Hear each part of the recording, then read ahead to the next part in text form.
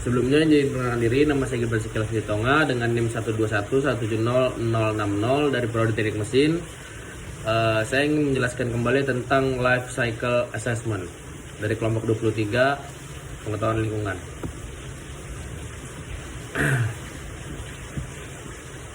Apa itu life cycle assessment? Yang sering disebut juga metode berbasis Cradle atau graph, atau yang bisa disebut analisis keseluruhan siklus dari proses produksi hingga pengolahan limbah. LCA itu dengan singkatan Life Cycle Analysis adalah metode yang sudah terstandarisasi, yang memuat cara untuk menilai potensi dampak lingkungan berkait dengan proses produksi atau layanan jasa dengan menghitung dan mengevaluasi konsumsi sumber daya alam. Kemudian tujuan LCA ini adalah memberikan informasi komprehensif tentang dampak lingkungan, dan ada beberapa faktor biasanya dievaluasi dalam LCA meliputi energi, emisi gas rumah kaca, polusi air dan udara, penggunaan sumber daya alam, serta dampak kesehatan manusia terhadap ekosistem. Ada beberapa manfaat life cycle assessment bagi perusahaan. Yang pertama, efisiensi operasional.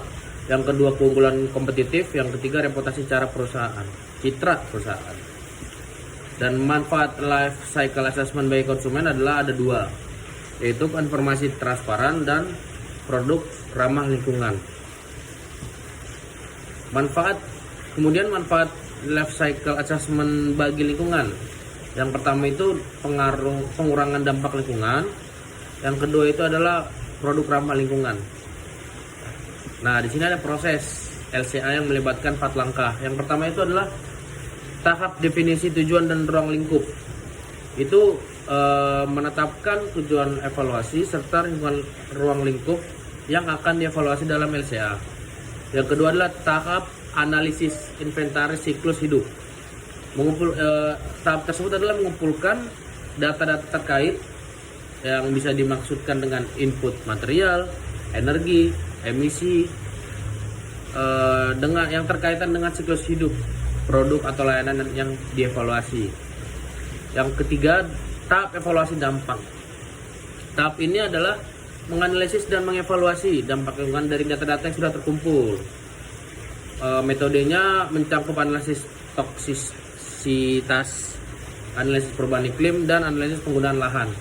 Yang terakhir adalah tahap interpretasi, menganalisis dan menginterpretasikan pemahaman lebih baik tentang dampak lingkungan atau produk layanan yang dievaluasi.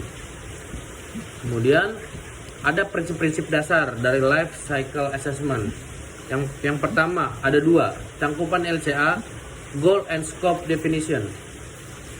Tujuannya itu untuk menetapkan tujuan dari LCA seperti mengurangi dampak lingkungan, memenuhi standar keberlanjutan.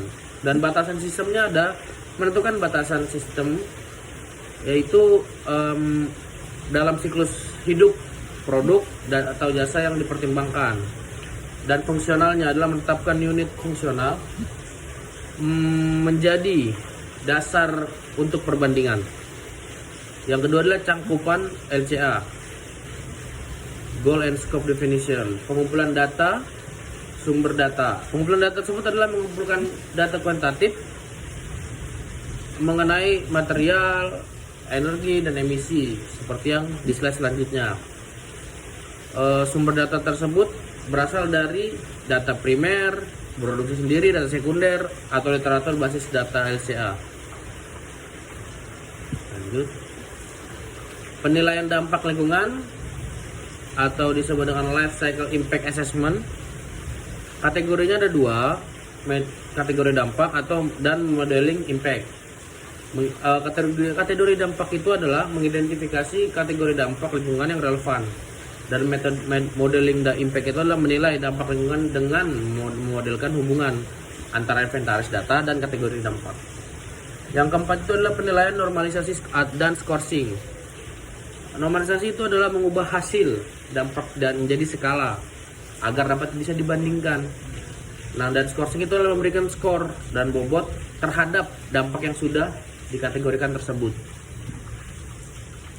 Kemudian yang terakhir adalah interpretasi hasil. Hasil yang sudah melakukan prinsip dasar-dasar life cycle assessment dipertimbangkan ketidakpastian dan asumsi yang dibuat selama analisis, dan konsistensi dan keterlacakan memastikan bahwa semua langkah-langkah LCA itu sudah ditetapkan dan bahwa data serta asumsi yang dilacak kembali kepada sumbernya. Aspeknya LCA itu adalah dimensi temporal dan geografis. Ada dua dimensi temporal dimensi temporal itu ada tiga: dimensi waktu, perubahan emisi, dan perubahan pola preferensi. Dan dimensi geografis mencakup ada dua: variasi kondisi lingkungan, kebijakan dan regulasi lingkungan, dan analisis sensitivitas dalam menilai pengaruh perubahan parameter terhadap hasil. Analisis sensitivitas ada dua: skenario dan kategori parameter analisis. Peraturan dan standar life cycle assessment. Yang pertama itu ada ISO 14040. Itu memberikan gambaran umum terhadap pentingnya prinsip kerja, kerangka kerja, dan tahapan dalam LCA, yang berfungsi untuk memberikan panduan dari panduan awal seperti logbook, ya, seperti job desk. Jadi ada panduannya, ada strukturalnya untuk mengambil keputusan dan membutuhkan pandangan strategis. Yang kedua itu ada ISO 14004. Itu memberikan gambaran standarisasi tentang menguraikan persyaratan panduan dalam pelaksanaan setiap tahapan LCA, yang berfungsi sebagai panduan teknis terhadap pelaksanaan LCA secara mendetail. Kemudian contoh penerapan life cycle assessment itu ada satu, produk elektronik, yang kedua ada produk makanan. LCA ketika di produk elektronik, LCA digunakan untuk menilai dampak lingkungan dari produksi penggunaan. Misalnya, sebuah perusahaan elektronik dapat menggunakan LCA untuk mengidentifikasi pengurangan emisi CO2 dalam rantai pemasukannya.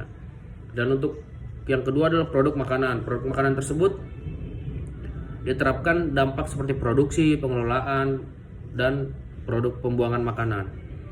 Contohnya adalah menilai dampak lingkungan terhadap produk daging sapi dibandingkan dengan alternatif berbasis tanaman. Yang ketiga ada transportasi. Itu LCA itu dapat digunakan untuk menilai dampak lingkungannya terhadap mode transportasi seperti mobil pribadi, motor, transportasi umum, dan kendaraan lainnya. Seperti contohnya merancang sistem transportasi yang lemah lingkungan seperti mobil listrik dan segala macamnya. Yang keempat adalah konstruksi bangunan. Konstruksi bangunan tersebut untuk menilai dampak proses konstruksinya, penggunaan bangunan, material yang digunakan apa, dan masa pakai akhir bangunan. Misalnya adalah untuk memilih material bangunan yang lebih berkelanjutan, merancang bangunan lebih efisien, energi yang lebih tinggi. Cukup sekian dari saya menjelaskan tentang life cycle assessment. Kurang lebihnya mohon maaf. Wassalamualaikum warahmatullahi wabarakatuh.